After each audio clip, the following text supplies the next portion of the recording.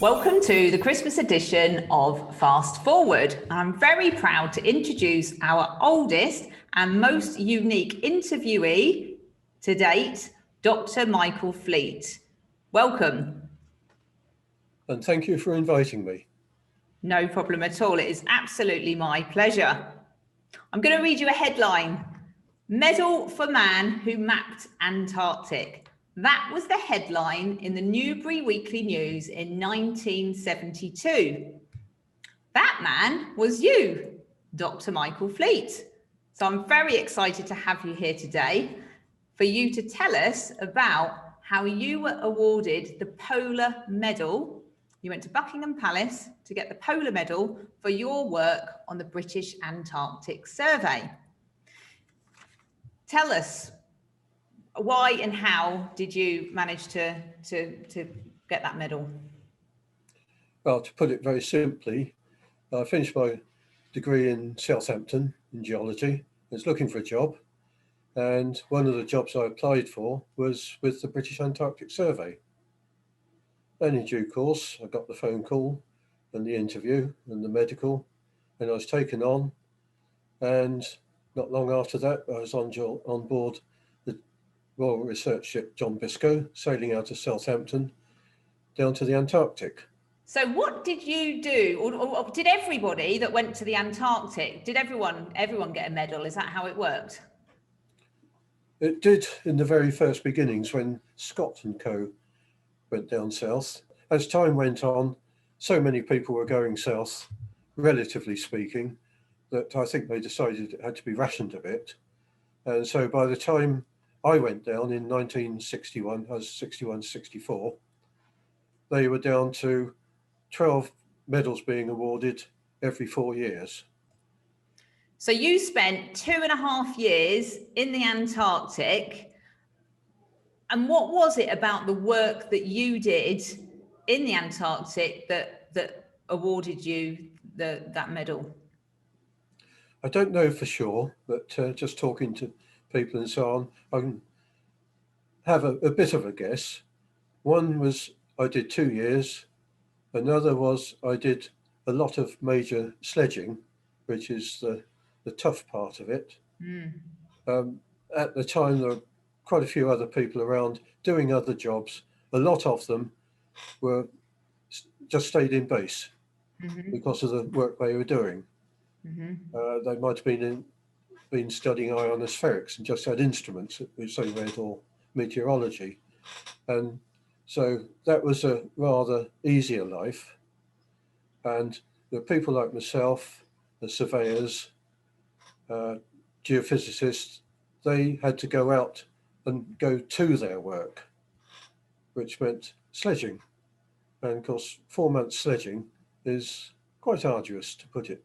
So you had so that's very interesting, because obviously we're in a world now where remote working is the thing that everybody is doing. But we're talking 60 years ago, your work was incredibly remote, and probably the most remote I can think of. So where was your office, and how isolated actually were you?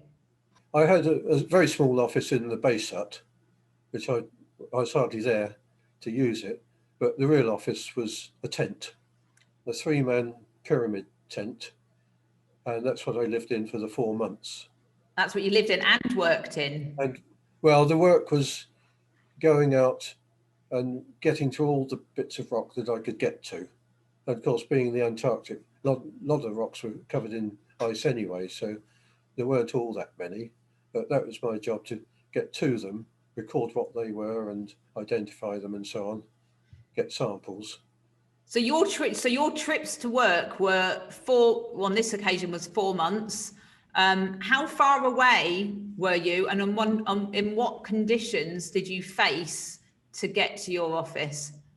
Okay, well, it was about 300 miles south or north of base. I haven't explained, I was stayed at two bases.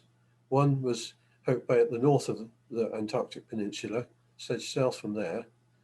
And the other one was Stonington Island, which was much farther south, and I sledged north to get to the same area. And the So reason you for that, sledged for 400 miles with husky dogs to get to your office. just to get to the office. Wow. At And any tell me time. about the conditions that you faced.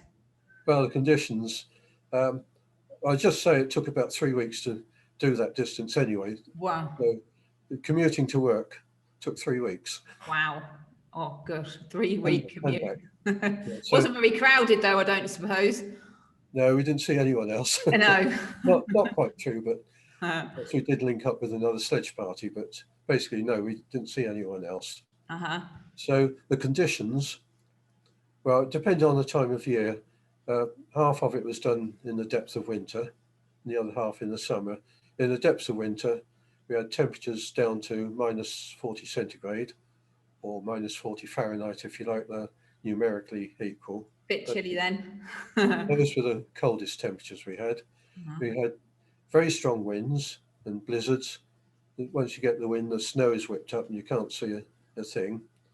When you say strong winds, how strong winds, well, it was at least 100 miles an hour. At least. And we had, at base, it was recorded on the base anemometer, because it was a Met station, 177 miles an hour. 107. That was the year before I was there. I didn't, but they had winds of similar strength.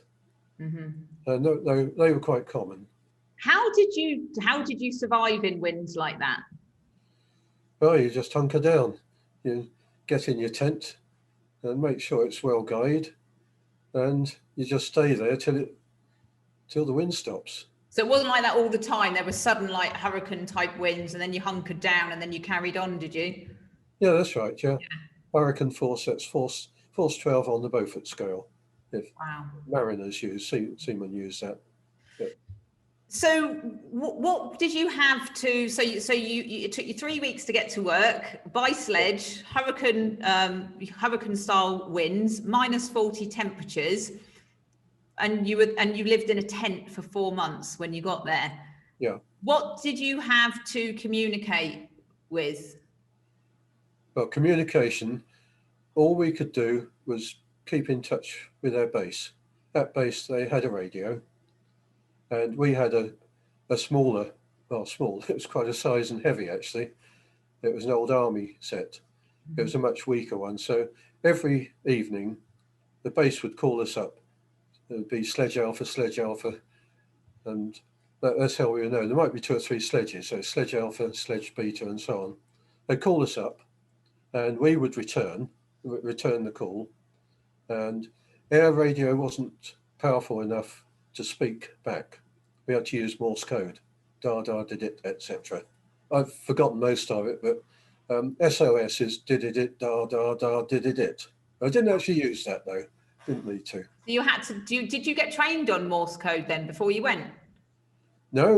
We just had a sheet of paper that said A was one thing, E was dot, or whatever. Wow. No.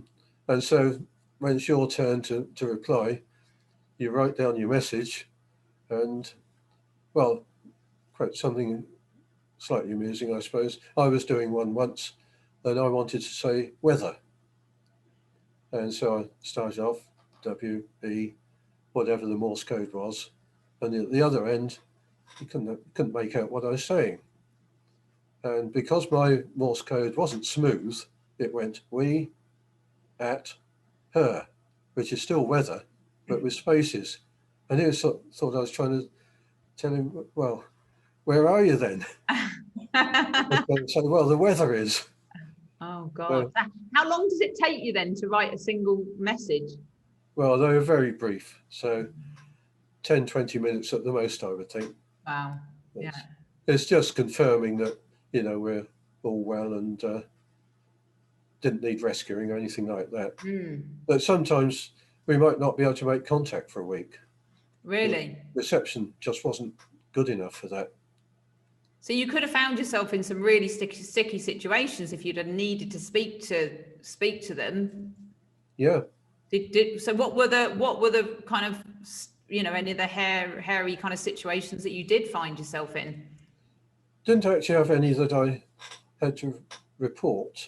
Actually, one I can think of, there was another sledge party in the same area, and they went off air, and we were worried about them, didn't make contact. So we sledged, I think we had sledged about 70 miles, which is a week's sledging, to get to them.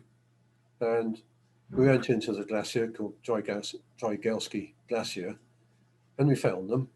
And it was a base leader and one other, actually. And we met up and basically, well, what's the trouble? What's the trouble? Of course, they were the trouble because they weren't in contact. Oh, so you'd oh my God, Yeah, imagine that. they weren't aware. Well, they knew they hadn't made contact, but So you had to spend a week trying to get to them to find out there was no problem at all. yeah, that's right. Yeah, God. these things happen. So what else can you tell me about your time in the Well, the other danger, I think the main danger, the winds were a problem, especially if you're on sea ice. But I think their main problem were crevasses. And because on glaciers, there are crevasses everywhere, and a lot of them are snow covered. So I had several instances with crevasses. One I can tell you about. So doing my geology, we would quite often pitch the tent and then just go off for the day with an empty sledge, because it's much quicker to go do a circuit around the area than stopping off at all the various rock outcrops. And we'd just been to one, and we were coming down. The first sledge went down with one person, and then I was on the second sledge, and as spare man, I was actually sitting on the sledge. We very rarely do that, but I was. Then all of a sudden, it went dark and the snow drifted in the air, and I'd gone down a crevasse. You've gone down a crevasse? The whole sledge had gone down a crevasse. With you on it? With two of us on it. Wow. And it didn't go very far, but I remember thinking, oh, so this is what it's like to go down a crevasse. How far did it go down? It's only about 10 feet. And the dogs stayed up. They didn't go down. And of course, the other chap with the other sledge, he turned around, where are they? And all he could see were the dogs. So he was quite worried till he got back to us. How did you get out? Well, that wasn't the first thing. First thing was to get the camera out and get some pictures, which I did. No, we made sure we were both okay. We weren't hurt or anything. And the sledge was stable. The dogs were on the top, stopping it from going any further. So get the pictures. And then he came back, and I think we just climbed out without much trouble and carried on. But there was a golden rule with sledging in those conditions, is always cross crevasses at right angles. Right. And we went down because we'd ended up traveling parallel to it. But if you can't see it's there, you can't actually always cross at right angles. No, of course. Had the opposite effect. Another time, a year later, when it was the entire dog team that went down. Really? And the sledge stayed up. And that time, somebody had to go down on a rope. But they all got all the dogs out. They weren't hurt. Oh, good. They're all dangling at the end of their trace. Luckily, there were 6 of us at that time. We were a bigger party. Of course, all had to be got out. But that was the same trouble. We were travelling parallel to the crevasse. Right. So there's a picture behind you. Oh, yes. Yeah. What is it? I presume that's of the Antarctic. It's actually a painting, and it's of I call it my mountain. It's called Fleet Point, named after me. Why and how is there a mountain called Fleet Point? Well, it's basically the same as for the Polar Medal.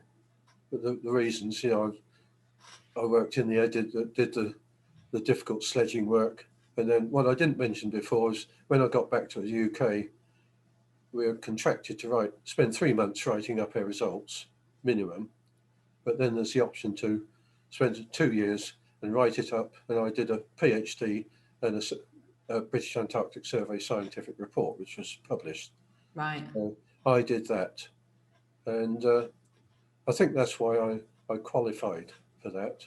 But you didn't actually find out about that mountain till when was it? Many years ago? I'm not quite sure. I found it a bit by accident, actually. And I think the painting was done in 1997. It's on there. I can't see it, but something like that. It must have been about a year or two before that. So it's what, 30 years afterwards. So 30 years afterwards, you discovered that there was a mountain there. I found out. I wasn't told. You weren't told, no. No. Well, I was with the surveyor who produced the maps and put the names on. I think all the names have to be authorised. There's a process to be gone through. Mm-hmm. But it was, again, not everyone gets it. Mm-hmm. It's a selective thing. So I feel quite honoured with that. That's an amazing achievement. Yeah. And then, of course, I got the map of the area, published map, and there it is, Fleet Point. Mm-hmm.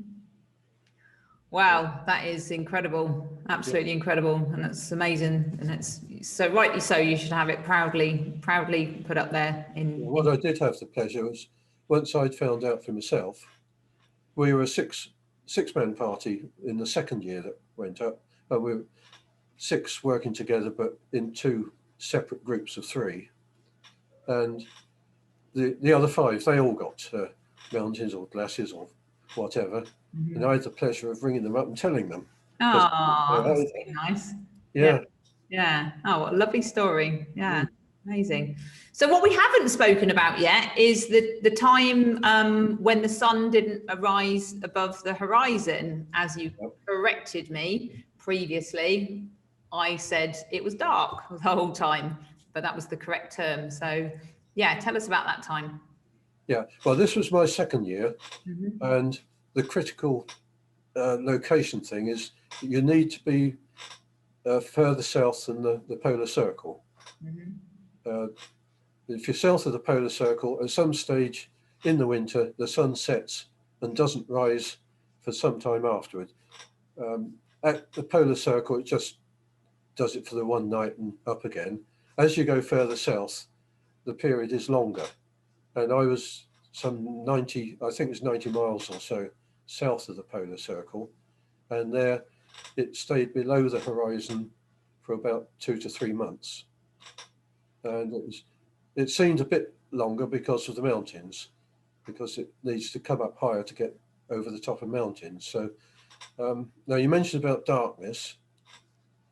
It's a bit of a misconception. Just because the sun isn't shining doesn't mean it's dark. But it's at the darkest time, we had a couple of hours of twilight during the middle part of the day. Because you think of a sunrise, it can be light, but the sun hasn't actually risen. It's a bit like that. Mm-hmm. So what was life like then in that period? Well, we were confined to base, really. We couldn't do any sledging. So we all had air duties. My work was writing up the geology as far as I could, because the headquarters wanted something from us at various stages. So I'd do temporary reports for them, and that would be sent off. Well, that would go on the ships back to the UK. So I had that to do. And the other people, we had a dentist who was doing research on bacteria in our mouths and drilling our teeth and stuff. Right. A geophysicist doing gravity and so on. And the surveyor. Oh, and there were 2 other geologists there as well, doing different areas. So those were the scientists. And then in support, we had a base leader and had somebody looking after the dogs, somebody looking after the generator, because that was their electric power from a diesel generator. And what else did we have? That's pretty well it, I think. Oh, well, the radio operator, of course. And so did you ever speak to family at home at all during that time, during the whole time? No. Not once? We were allowed an air letter of 100 words per month to send out. Okay. And so if we're sledging, we had to send that by Morse code to the base, and then the base would forward it on to Port Stanley, and then from Port Stanley they could radio it on to the UK. So everybody got to read your letter as well. Well, quite a few. No, they didn't get to read it. The radio operator did, because he had to send a message. But where that did happen in reverse, every year the BBC invited their next of kin to go to London, the broadcasting house, and they could record a message which would be broadcast on the BBC World News Service. So that could be heard by everyone in the world, I suppose. And their radio on base could pick that up. And so when it was your turn, they'd do it once a week or something. You get the nod and you go into the Radio Shack and you'd hear the message and you'd cringe. Cringe and hope nobody else was listening. So that was a message from home to you? That was a message from home, and it was spoken.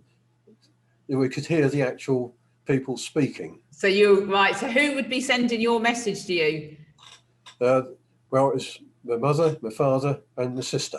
Right, okay. Can you remember what the message was? I can't really remember it.